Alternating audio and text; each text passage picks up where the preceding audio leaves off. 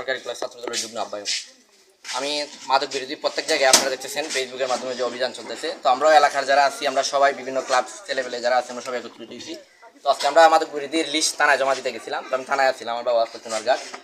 হঠাৎ করে আমার আম্মু কল দিচ্ছেন যে তাই বাসায় ঘুমা আসলা, এখানে আমার ছোটো বোনকে নিয়ে হঠাৎ করে তারা আক্রমণ করছে।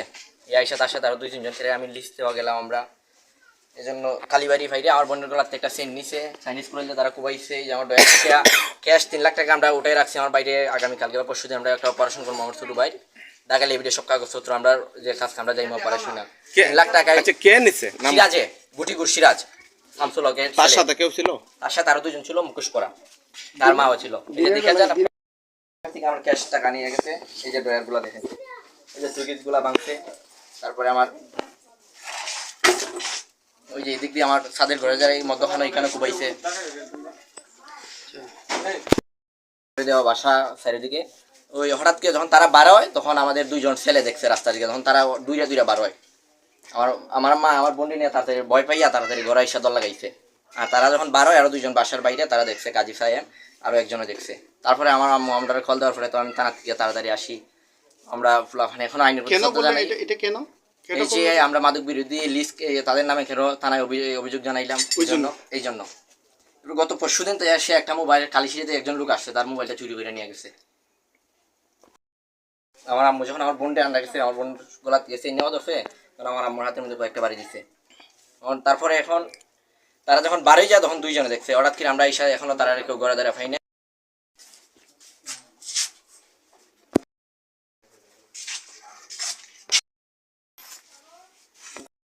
মাদকের বিরুদ্ধে আন্দোলন করতেছে, অনেক জায়গায় পুশ করতেছে। আমরা 1 নং 2 নং ওয়ার্ডে মাদকের বিরুদ্ধে একটা গ্রুপ আছে, গ্রুপের এরা প্রতিবাদ জানাইতেছে, সবাই প্রতিবাদ জানাইতেছে। ওই জন্য আমরা কে হামলাটা করছে? সিরাজ। সে কি আগে থেকে এসে মাদকে আসক্ত? আগে থেকে মেন ডিলারও। তারা মাদকের ব্যবসা করে বলতে, তার মাও মাদক বিক্রি করে ওর প্রতিবাদ করায় ওর মা ছেলেরে নিয়ে আসছে। এখান থেকে কি ফুলাফান মাদক কিনে নেয়? হয় চারিদিক থেকে এখন আমরা আন্দোলন করে কিছুটা একটু বদ্ধ হয়েছে। তারপর আমরা থানায় আজকে অভিযোগ দিতে গেছিলাম। চুনারঘাট সরকারি কলেজ ছাত্রদলের যুগ্ম আহ্বায়ক মেহেদী হাসান শুভর বাড়িতে আসছি। আমরা দীর্ঘদিন যাবৎ এই এলাকায় মাদক বিরোধী আন্দোলন করে যাচ্ছি। এর পরিপ্রেক্ষিতে শুভ আমাদের সাথে সংযুক্ত ছিল। এই এলাকার অত্র এলাকার সমস্ত ফুলাফান প্রবাসীরা সহ এখানে সংযুক্ত ছিল। গত কয়েকদিন আগে আমাদের আন্দোলনে আমরা আন্দোলন করতে গিয়ে শুভর মোটরটা এই জায়গা থেকে সুরে নিয়ে যায়। তখন আমরা একজন সুর, চিহ্নিত সুর, তার নাম হচ্ছে কাউসারকে আমরা ধরে নিয়ে যাই মেম্বারের বাড়িতে। সেখান থেকে গিয়ে আমরা তার মুখ থেকে আমরা শুনতে পারি যে এই মোটরটা নিয়েছে হচ্ছিল এই সিরাজ এবং ছিল কবিলাসপুরের আজাদ মুরগা, তারা এই মোটরটা নিয়েছে। তখন কাউসারকে বললাম যে তুমি কি এটা জনসম্মুখে বলতে পারবে? তখন সে বাজারে সৈয়দ লিয়াকত হাসান সাহেব সহ সবার সামনে বলেছে যে সিরাজ এই মোটরটা চুরি করেছে। এটার ভিডিও আছে এবং ফেসবুকে এখনও আছে তথ্য প্রমাণ সহ। তারপর থেকে শুভর উপরে এই বিষয়টা নিয়ে আক্রোশ ছিল। এর মধ্যে আমরা আবারও একটা লিস্ট আমরা ইতিমধ্যে জমা দিয়েছি মাদকদ্রব্য অধিদপ্তর, সোনারঘাট অফিসার ইনচার্জ এবং ইউনো মহোদয়ের কাছে। আমরা 1 নং ওয়ার্ডের লিস্ট জমা দেওয়ার পর আজ 2 নং ওয়ার্ডের লিস্ট নিয়ে আমরা বড় ভাই রুবেল ভাইয়ারা আছেন, আমরা সহ আমরা লিস্ট জমা দিতে গিয়েছিলাম। শুভ ছিল। তখন হঠাৎ শুনতে পারি যে শুভর বাড়িতে নাকি সিরাজ আক্রমণ করেছে। সিরাজের যে অন্যদের 2 ভাই আছে তারাও বলে যে সিরাজ কিন্তু এই মাদকের সাথে সম্পৃক্ত এবং আশেপাশে যারা আছে একবারে টোটাল এলাকার যারা আছে সবাই জানে সিরাজ মাদকের সাথে সম্পৃক্ত। এই যে গত কয়েকদিন আগে আপনাদেরকে আমি দেখাই, এই গ্রামের নামটা আমার কোন? এই গ্রামের বাসুল্লাহ মুকামবাড়ি। এই যে সিরাজে এর চেহারাটা দেখেন, ওই যে শার্ট পরা যে ও ছিল সিরাজ। এলাকার মাঝে মানুষ আইলে তারা তাদের জিম্মি করে, ফেরিওয়ালা আসলে ফেরিওয়ালাদেরকে জিম্মি করে, মাছওয়ালা আসলে মাছওয়ালাদেরকে জিম্মি করে, তাদের টাকা পয়সা সব হাতিয়ে নিয়ে যায়। তাদের সঙ্গে এখানে যারা মাদক ডিলার আছে, আমি প্রকাশ্যে নাম বলছি, কাজী আব্দুল মজিদ, তার ফস্ত্র এসে চলে। আপনারা বলেন এই কথা কি মিথ্যা না সত্য? এলাকাবাসী সবাই জানে সত্য। কাজী আব্দুল মজিদ তার ফস্ত্র আস্তানা হচ্ছে এই জায়গাটা।